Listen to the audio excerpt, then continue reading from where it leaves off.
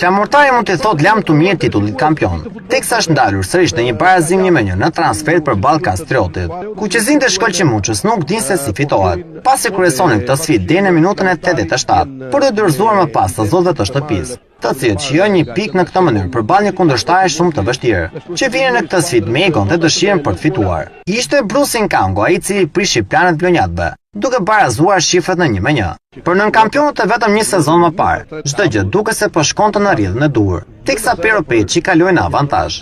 Nexhmedin Selini gjuan brenda zonës. Hoxha tregon reflektiv duke grushtuar, por për fatin e tij të keq, Tove përfundon një asist për Pero Peç, që nuk fal duke ndëshkuar të kushte Ramadan Dreu. Kërkon të çojmë të aksion në këtë goditje, pret atje dhe Peç shënon. Shënon Peç 1-0, vjen goli i shpejt.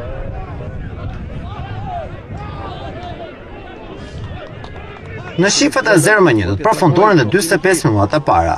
Duke parë të vështirë të shmonin dhe golin e qetësisë, vronjatët reklamojnë një penalti në minutën e 72, por nuk kishin të njëjtin mendim gjyqtarët e takimit. Kur të gjithë pristin që kjo sfidë të përfundonte në shifrat e 0-1, Bruce Nkango, golashtruesi më i mirë për kurtanët, barazon shifrat në minutën e 87.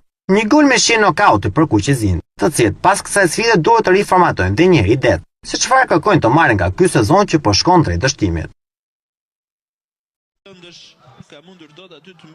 Alban Tafaj dhe jo vetëm i druhen Skënderbeut në garën për titullin kampion. Pasi kampionët në fuqi kanë në dispozicion një nga skuadrat me organikën më të mirë në superiore.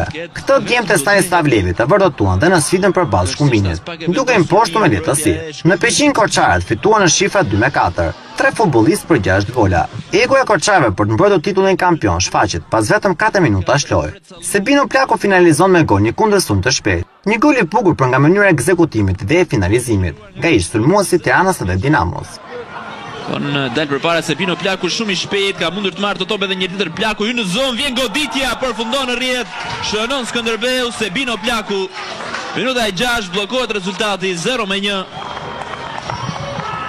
Miqt kishin mundësi më të mirë për të dy fishuar rezultatin. Gjithnjë nëse pasi finali Xhafaj do të ishte i saktë dhe i fortë. Sulmuesi Blonjat arrin të vertikalizohet saktë, por nuk arrin të shërbejë në zonë për Tahjellarin, që pristi pa shqetësuar, duke fituar vetëm një goditje këndi.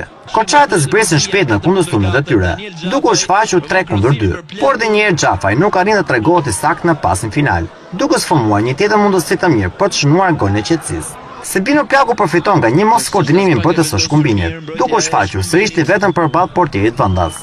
Plaku tregohet i qetë dhe me një djathtë dërgon shifrat në 0-2. Një dy golësh i Plaku që dërgon Skënderbeun të qetë në dhomat e zhveshjes. Duhet të vinte minuta 53 që Daniel Xhafaj të finalizonte me gol, dhe kjo për merit të Radas. Me sfashuri kroat të bën gjithçka mirë, duke punuar krahun e djathtë dhe duke krijuar mundësinë sulmuesit Blonjat të shtynte topin në rrjet. Një rol të cilin Xhafaj e ka shumë për zemër. Radas ka hapësirë tashmë në krahun e djathtë dhe një tjetër Radas pasimin e qendër shënon golin e tretë skuadra e Skënderbeut. Daniel Xhafaj është autori i golit të tretë. Golashtruesi më i mirë i skuadrës peqinase, Roland Dervishi, nuk arrin t'i kaloj portierët më të mirë të Superligës topin poshtë këmbëve.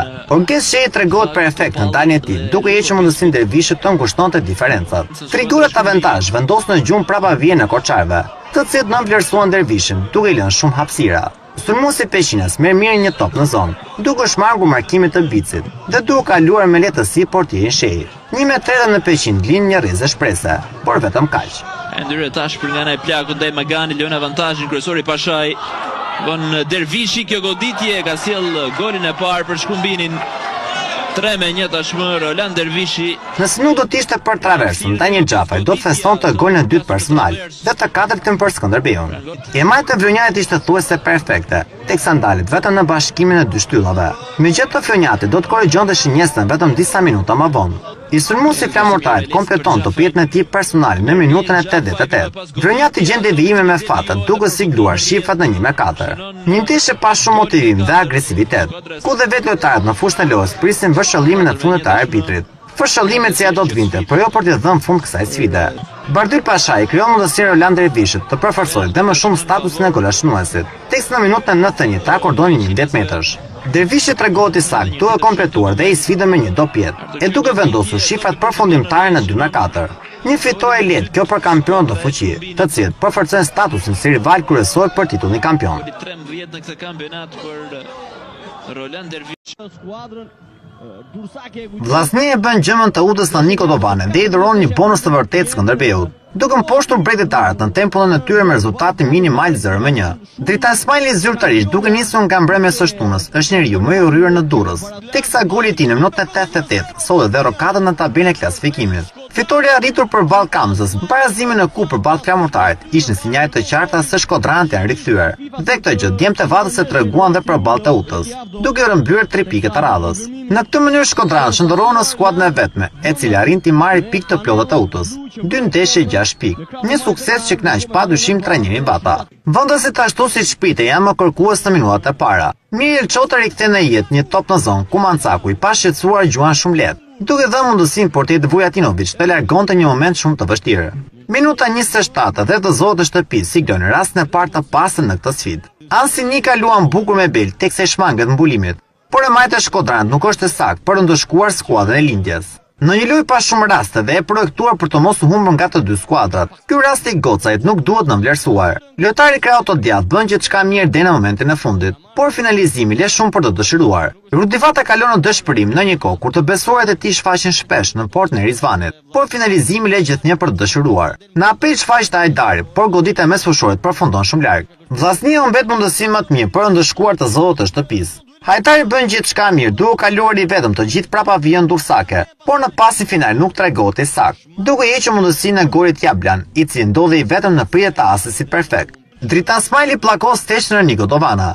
Fillimisht largon Akil Jakupi nga fusha e lojës dhe le të uten me 10 lojtar. Më pas ndëshkon në minutën e 88 me një gol fantastik për nga mënyra e ekzekutimit. Shtatshkurti shkodrani pozicionuar në shtyllën e parë, kërcen mbi të gjithë, dhe me një goditje të vështirë me kokën poshtë portierin Rizvani.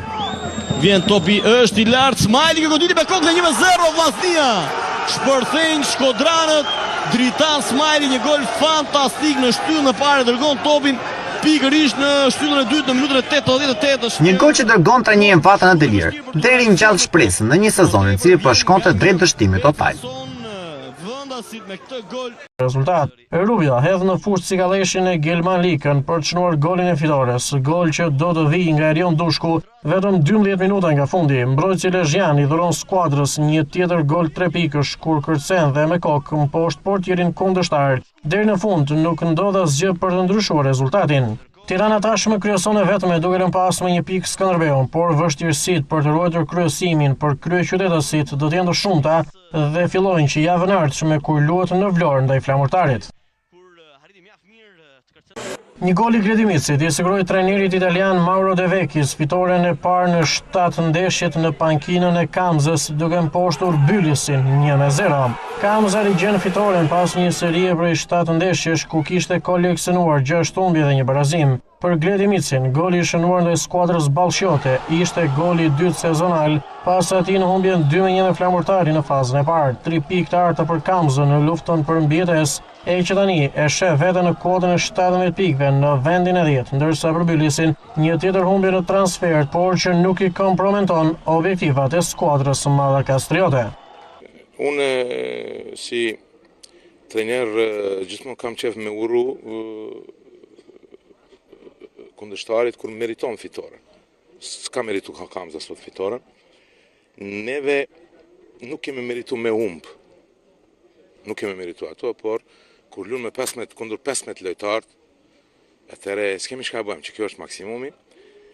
90 minuta mos me kriju asnjë gol moment, Kamza si mundet me kërku fitore. Me atë gabim na kemi pështuar arbitrin. A dhe çka do me thonë arbitrin? E kemi pështuar. Nuk t'ishim bo atë gabim, kish referu penalti në momentën 85. Qëta është duhet me lyp une me më qaros një kafe arbitri se ne kemi pështu arbitrin. Apo kupton, a i pështoj. Apo kuptoni bre ti, jo, a dhe foli më hapë thas bre, se nuk ecë Shqipëria, nuk ecë në përpara, vetëm e fshetë vërtetat. Valdano Nimani në minutën e 36 i dhuroi 3 pikë Laçit në fitoren 1-0 ndaj Apollonisë në takimin e javës së 16. Ky ishte goli i parë sezonal i mesfushorit shkodran, i cili vetëm 6 ditë më parë mbushi 25 vjeç. Ndeshja u luajtë në stadiumin Loro Boriçi të Shkodrës. Pas kësaj fitoreje, e 6-ta sezonale, kurbinasit kanë 17 pikë në klasifikim, ndërsa Apollonia nuk fiton prej 12 ndeshjesh, qysh kur mposhti 1-0 Kamzën në transfertën e 1 tetorit të vitit kaluar. Firakët ndodhen të parafundit dhe duket se do t'jenë shoqëruesit e Dinamos drejt kategorisë së parë, ndërsa Laçi merr një fitore lehtësuese duke u ngjitur në klasifikim. E rëndësishme është që morëm 3 pikët, por lodhja në klub dhe në kampionat ka ndikuar edhe në cilësinë e lojës, por më rëndësishme, siç e theksova, për vetë pozicionin që kemi, është marrja e pikëve të plota. Duhet të theksoj edhe një gjykim tendencios ka shi ekipit tonë. Më në fund Dinamo, duhej pritur java 16 e kategorisë superiore që për 18 herë kampionët e Shqipërisë të vinte fitoria e parë këtë sezon në Super League. Disi paradoksale, por e vërtet, fitoria e parë e Bruve dhe 5 pikë në tabelën e klasifikimit për të shpëtuar një sezon që ka nisur dhe po vazhdon si mos më keq. Gjithsesi Dinamo tregon që askush nuk mund t'ja ul kokën dhe atëherë kur më pak pritej shpërthen duke mposhtur Tomori në Qemal Stafa me poker golesh 4-1. Djemtë e mërgjyshit e zgjidhin që në pjesën e parë takimin kur shënojnë 4 gola. Goli i parë mban firmën e mbrojtësit Renato Malota, që shënon bukur me kokë pas krosimit të kapitenit Kuli. Është vetë Kavajasi që shënon golin e dytë duke shndërruar në gol një penalti. Ndërsa Kavajasi tjetër, talenti Ariel Shtini, shënon një super gol për t'i çuar shifrat në 3-0. Bekim Kuli shënon drejt për drejt nga goditja e lirë dhe i çon shifrat në 4-0. Kaq për pjesën e parë, ndërsa në të dytën Dinamo kursehet. Tomori shënon golin e nderit me Endri Bakiun dhe humbe edhe një penalti me vetë futbollistin autor të golit. Ndoshta shumë vonë, por rikthehet Dinamo, të paktën një skuadër me historinë e kryeqytetësve nuk kishte se si ta mbyllte sezonin pas një fitore.